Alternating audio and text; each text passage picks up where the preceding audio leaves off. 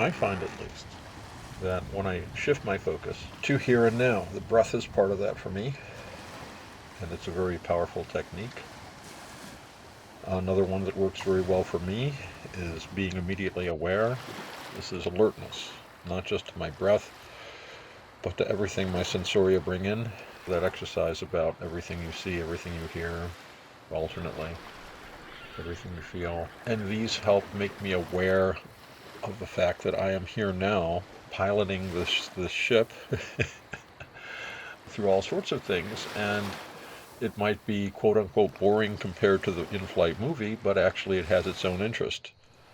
And once you learn to ignore the in-flight movie, as we can tune out a television in the same room if we're like busy doing something else that absorbs us, we find that it's really no different and just as interesting and good as the in-flight movie. I mean, there's no real difference on a quantitative level. It's simply a different quality in as much as we're paying attention to reality rather than these little worlds we create in our heads where we spend our time paying attention. And it is amazing how we and the others around us do this. I see this all the time at the park. Wonderful Dhamma lessons there all day. I'm looking forward to learning some more today. Especially conversations with coworkers, and you talk with them and you realize they're not really there. They're basically walking around in a semi-hypnotic trance most of the day. And all their speech, everything they see, all of their reactions to things are all colored by this. And it gives me an important mirror because that's the way I am most of the time too. But when I see this behavior in others, it reminds me that I have this behavior myself, and it's something that I'm tired of doing. I've been doing it for almost 60 years. Time to do something different. And as we move along the path, we do see the results. That's why we continue along it, because we're getting good results from this. I certainly am getting good results from this. You are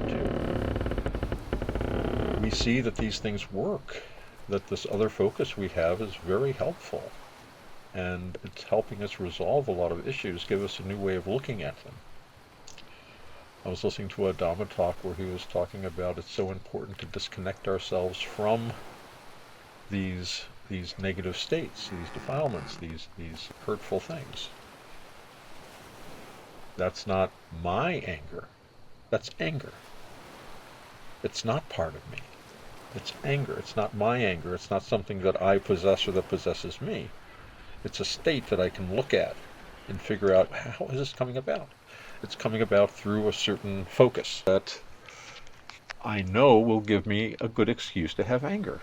It's a feedback loop. It really is. And of course, as we know, the anger ultimately is an unskillful expression of energy that we already have within us. There are much better things to do with this energy, and we're learning how to do them.